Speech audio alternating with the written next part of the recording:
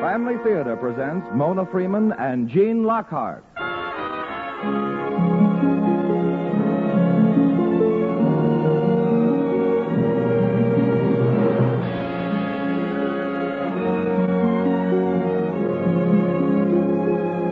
From Hollywood, the Mutual Network, in cooperation with Family Theater, presents Gene Lockhart in The Story of Little Tree. To introduce the drama, your hostess, Mona Freeman.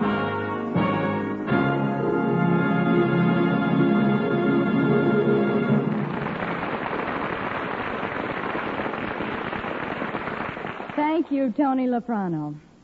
Family Theater's only purpose is to bring to everyone's attention a practice that must become an important part of our lives if we are to win peace for ourselves, peace for our families, and peace for the world.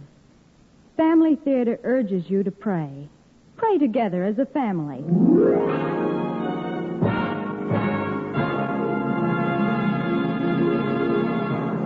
Tonight, Family Theater takes great pleasure in presenting The Story of Little Tree, starring Gene Lockhart as Grandpa.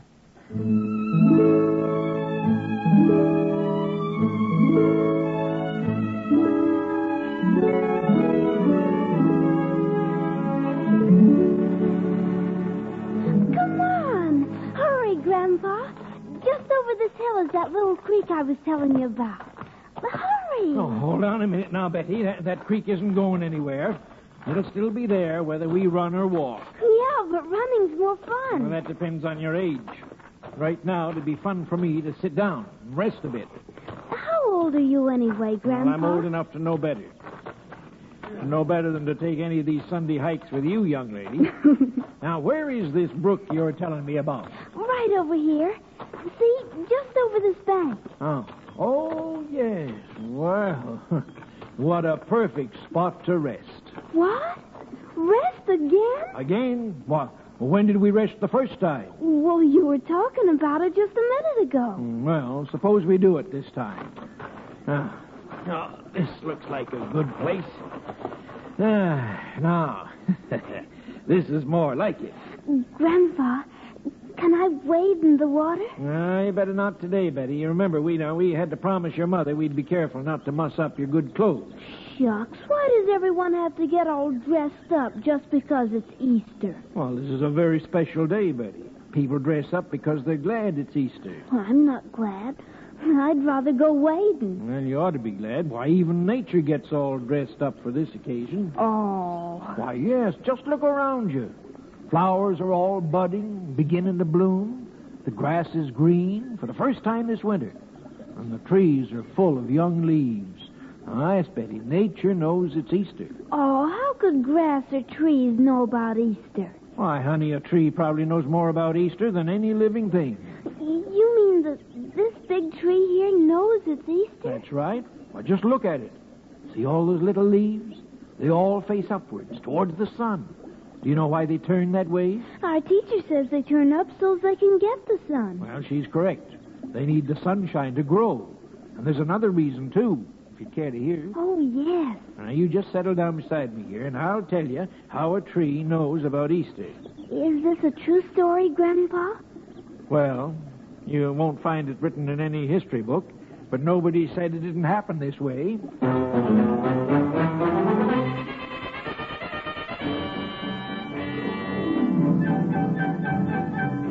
Well, this is about a tree that lived many, many years ago in a land that's quite away from where you and I are sitting now.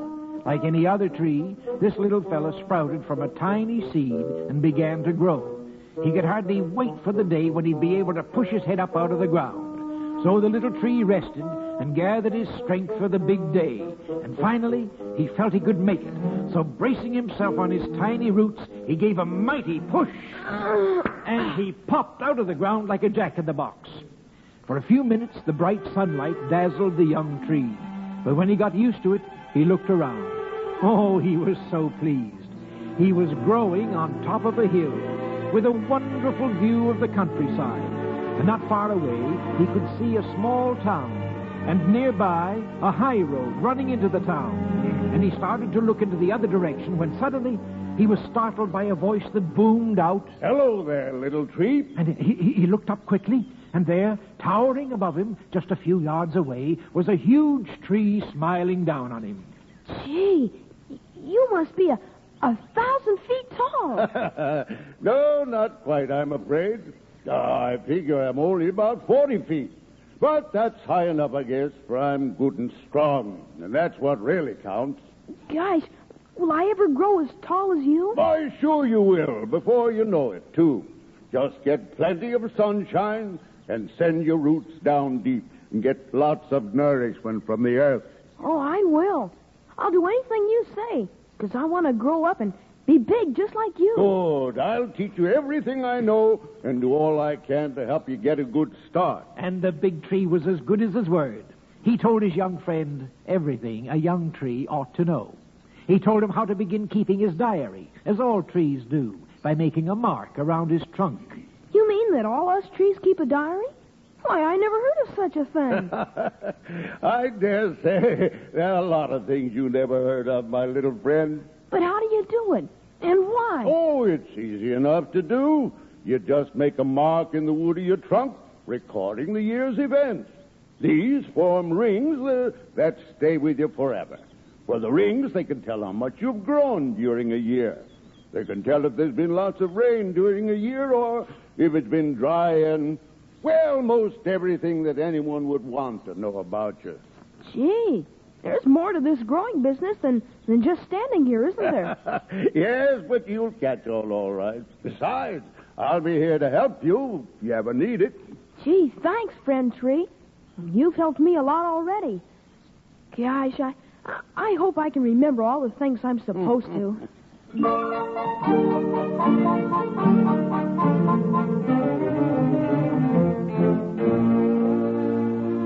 Well, the days went by, and Little Tree grew like a weed.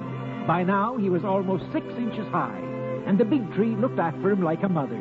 Every night, he'd keep watch over his little friend until Little Tree was asleep, and then the big tree, too, would relax and fall asleep. But one night, while they were sleeping, a great storm broke over the land. Rain spilled over the hilltop as if dumped out of giant buckets, and Little Tree woke with a start and was seized with panic. He could feel himself being torn from the earth by the rushing waters. And he still was quite young, you see, and his roots weren't deep enough or strong enough to hold him against the torrents of water. And Little Tree called frantically to his friend. Help! Help, friend tree! Please help me! But the big tree was sound asleep. He enjoyed a good rainstorm, and to him the wind and the rain were like a lullaby. And then a howling gust of wind swept over the hill, bending Little Tree almost to the ground. And as he straightened up, he shouted once more with all his might, Help! And this time, his big friend heard him and looked down.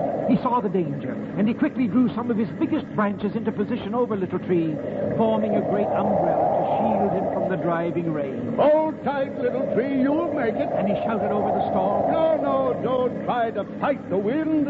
Sway with the wind. Sway with it, like me. Watch me. See? Sway with the wind. Oh, I see. Like this. Yes, this is much better. That's it. You'll make it all right now. The storm is dying down. Phew. Why, that was a close one, all right. Gosh, I've never been so scared in all my life. Yes, I believe you were. Why, you turned white as a birch tree.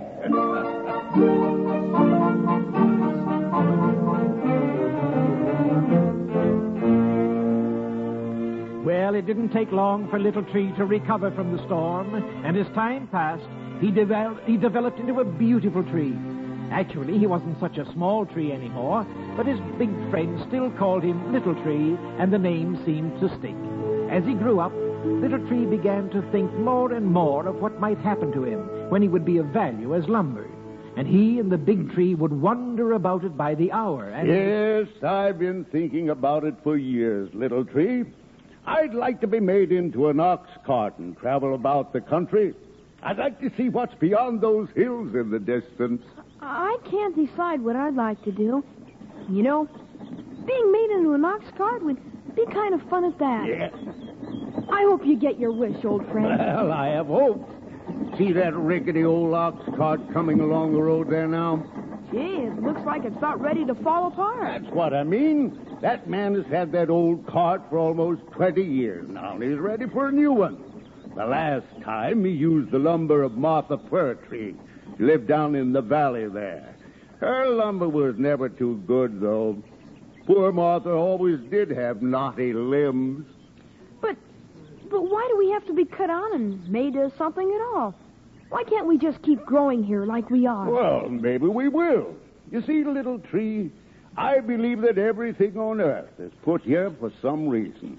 Now, maybe it's meant for us to just grow here and furnish a nice, shady resting place for the people traveling along that road. Or maybe we'll be made into something. But everything has a purpose in being here. Shucks, then what good are those pesky little bugs that bother us all the time? Well, now, don't forget that while they annoy us, they're food for the birds. Yes, I guess you're right, as usual. Well, the big tree got his wish sooner than he expected. For a few weeks later, the man who owned the old ox cart came there with saws and axes to cut down the big tree. At last, he was going to be made into something to help people. Little Tree was sorry to lose his friend, but the big tree was so happy that Little Tree found himself feeling happy, too. Well, goodbye, old friend. I'll wave to you every time you pass by the roadway. Goodbye, little tree.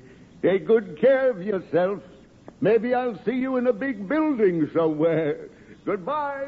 And the man hauled the big tree away toward the town, and Little Tree was left alone on the hill.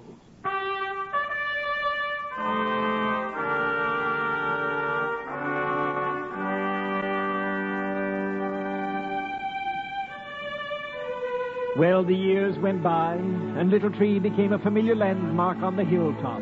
By now, he'd grown quite large, and the people of the town always stopped to rest in the cool shade he cast for them. He was happy, for he felt that he was performing a useful service in offering a shady rest haven for the travelers along the road. And then, one quiet night, a strange thing happened. Little Tree was awakened from his sleep by an odd sound. It seemed that he could hear music, and yet it was music such as he had never heard before. It was almost as if the angels themselves were singing. And then, looking upward, he saw the brightest star that ever shone, lighting up the heavens. Little Tree's leaves were as 1,000 eyes, and he turned them all to watch. The star seemed to cast a light down on one small village some distance away. He'd heard people speak of the village. It was called Bethlehem. Little Tree didn't know or understand what had happened this night, but a wonderful calm seemed to settle over the land, which made him feel that all was right with the world.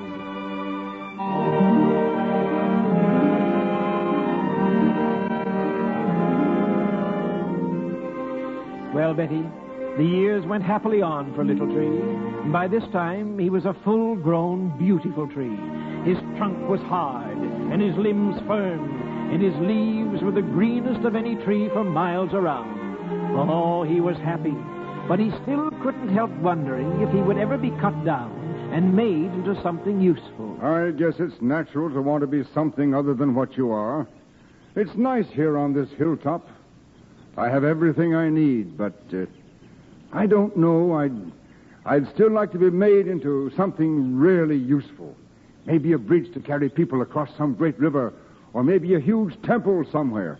And then, too, it'd be nice to be made into an ox cart like my old friend and get to travel all over the country. But I wouldn't care what it was, just as long as it was something to help people. Oh, well, maybe someday my turn will come. But men seemed quite content to let Little Tree continue his duties as a shade tree. Every day, dozens of people would stop to rest beneath his limbs. Then one day, a small group of men stopped to rest in the shade under his branches. This was a common occurrence, but somehow Little Tree was attracted to one of the travelers. He was dressed as any other man, but there was something in his face, something about his quiet manner that set him apart from the other men.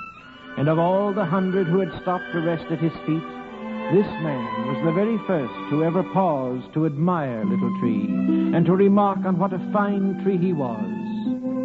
He watched them as they talked, and when they finally moved on down the road, he thought about them long after they'd gone, and he thought especially about the one with the kind face.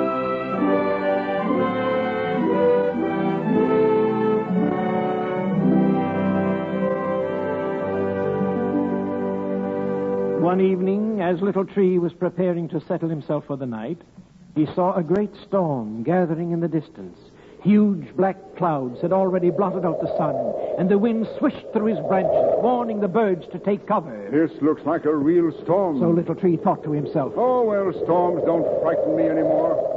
I just hope it doesn't blow so hard that it keeps me awake all The night. storm came up quickly. Thunder boomed, and lightning lit up the sky. And suddenly, at the height of the storm, a streak of lightning seared its way from a cloud and struck Little Tree with a mighty crack.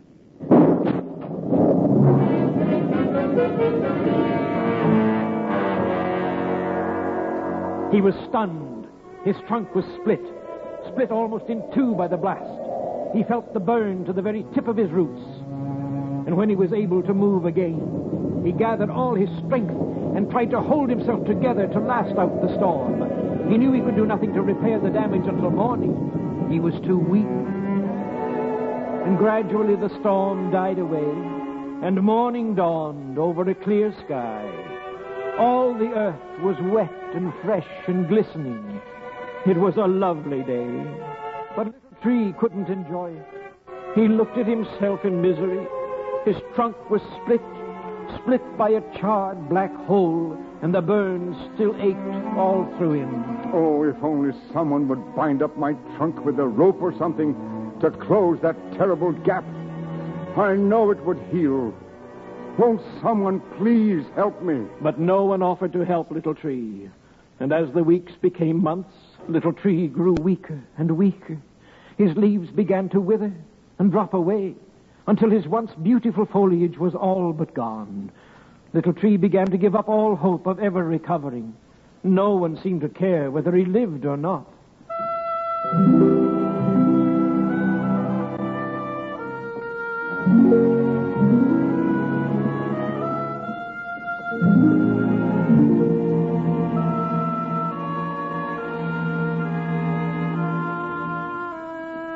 And then, one evening toward dusk, Little Tree noticed a lone man approaching along the road. Even in the twilight, he recognized him at once. It was the man with the kind face who had admired him that day so long ago. He seemed weary and troubled, and he slumped to the ground to rest. Little Tree watched as the man did a strange thing. He rose to his knees, turned his face toward the heavens, closed his eyes as if he were sleeping. And yet Little Tree knew he wasn't asleep. And so, all through the night, he watched him, puzzled.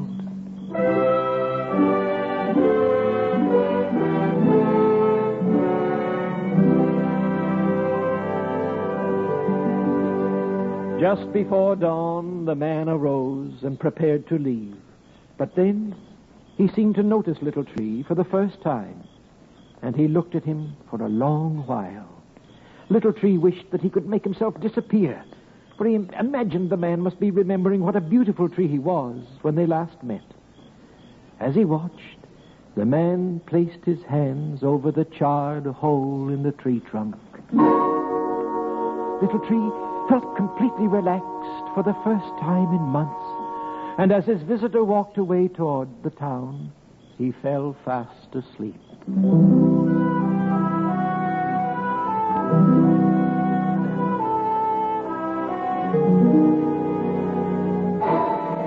The next morning, he awoke with a start. A great crowd of people had gathered around him. They were looking at him and pointing, and Little Tree looked at himself to see why he was so suddenly such an oddity. And then he looked again. Oh, it was amazing. He was exactly as he had been before the storm. His trunk was whole, and all his leaves were there. Everything about him was just as it had been in his most beautiful days. He listened to the people on the road. Yes, and Little Tree agreed. It was indeed a miracle. And so life was happy once again for Little Tree. And he became the popular landmark on the hilltop once more, with passers-by always stopping to rest in his shade. Yet somehow, in spite of his own happiness, there was an uneasy tension in the air. Little Tree couldn't understand it. People stood about in small groups, muttering to themselves and arguing.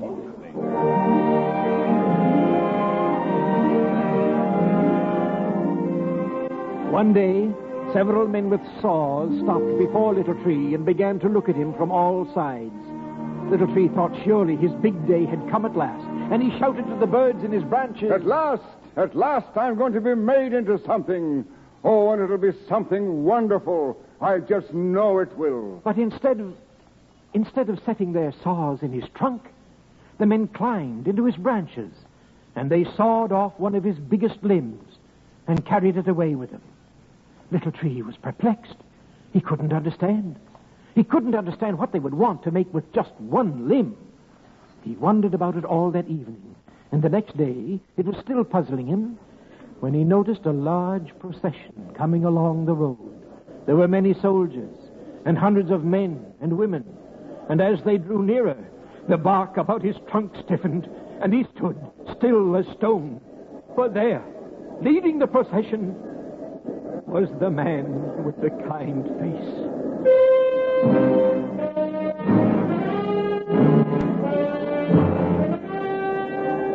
And then Little Tree knew what had happened to his limb.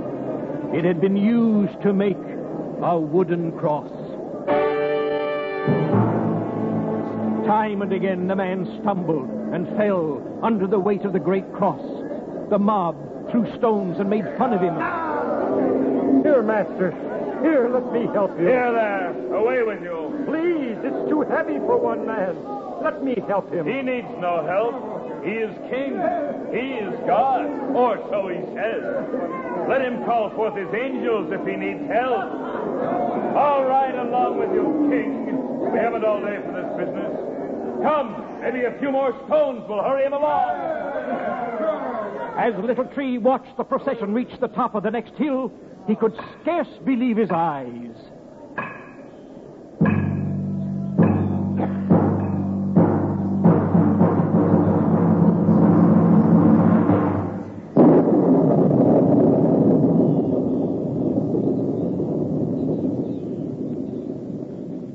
Oh, there on the hill, he saw 3 crosses, and on one of them, they had nailed the man with the kind face.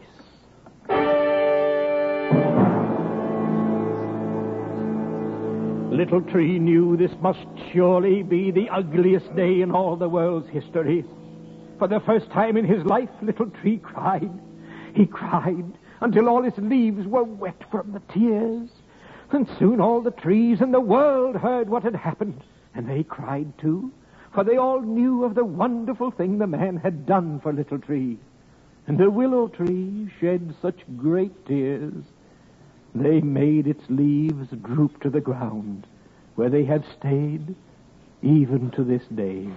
And then what happened, Grandpa? Betty, for 2 whole days, not a bird sang, not a leaf stirred on a tree, not a cricket chirped. It was as if the whole earth were dead. But on the morning of the 3rd day...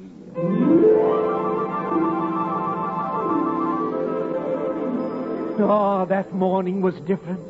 Little Tree could feel it from the moment he awoke. The birds were singing. The sunshine was warm. The world was suddenly happy again. And then later he knew why it was happy. For there, walking along the road toward him with his faithful little band of followers, was the man the crowd had nailed to the cross, the man called Jesus. Little Tree was so happy.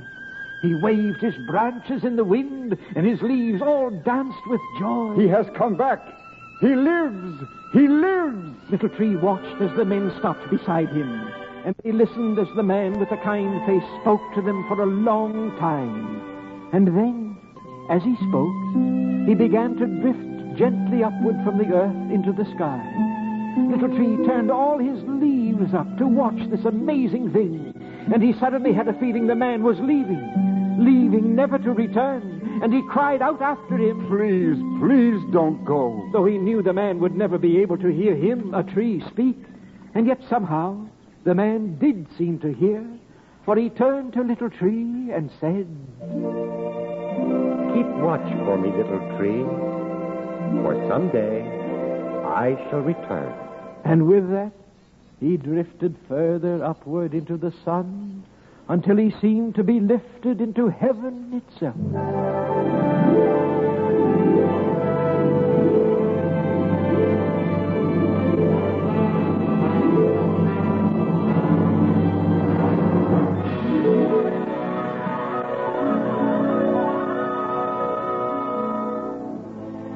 And Little Tree did keep watch.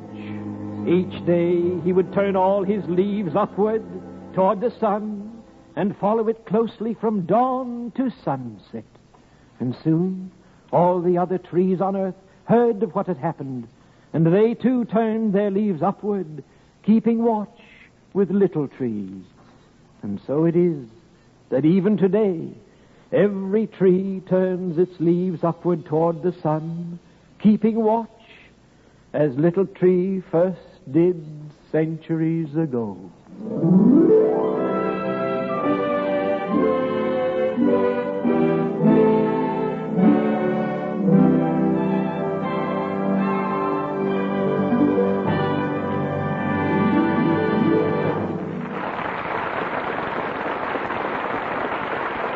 This is Mona Freeman again.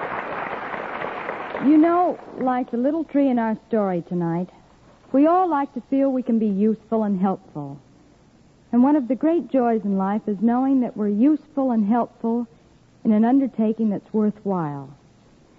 None of us can be happy if we live only for ourselves, because the job of living comes from giving. Yes, giving ourselves to something we know is bigger and better, worthier and more enduring than we are. That's why the greatest joy in living is giving ourselves to God. When a family joins together to give themselves to God in family prayer, they are united in a joy and happiness that only family prayer can bring. I guess we all know from experience that it's true. Whatever we give to others comes back to us in some way or another. And whatever we give to God comes back 100-fold. So let's give God a little time in our homes each day. Let's take a little time out to join together with our family for family prayer. Then we'll really know how true it is that the family that prays together stays together. More things are wrought by prayer than this world dreams of.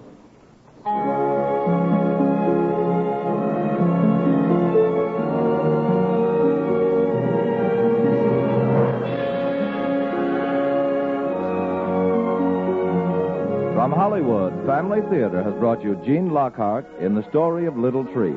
Mona Freeman was your hostess. Others in our cast were Francis X. Bushman, Herbert Rawlinson, Ann Whitfield, Michael Edwards, Herbert Litton, and Howard Culver.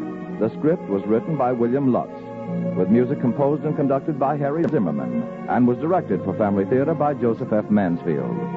This series of Family Theater broadcasts is made possible by the thousands of you who felt the need for this type of program, by the Mutual Network, which has responded to this need, and by the hundreds of stars of stage, screen, and radio who have so unselfishly given of their time and talent to appear on our Family Theater stage. To them and to you, our humble thanks.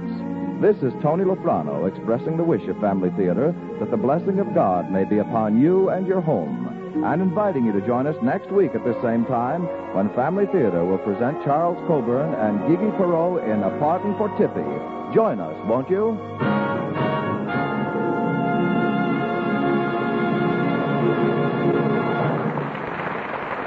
Family Theater is broadcast throughout the world and originates in the Hollywood studios of the world's largest network, the Mutual Broadcasting System.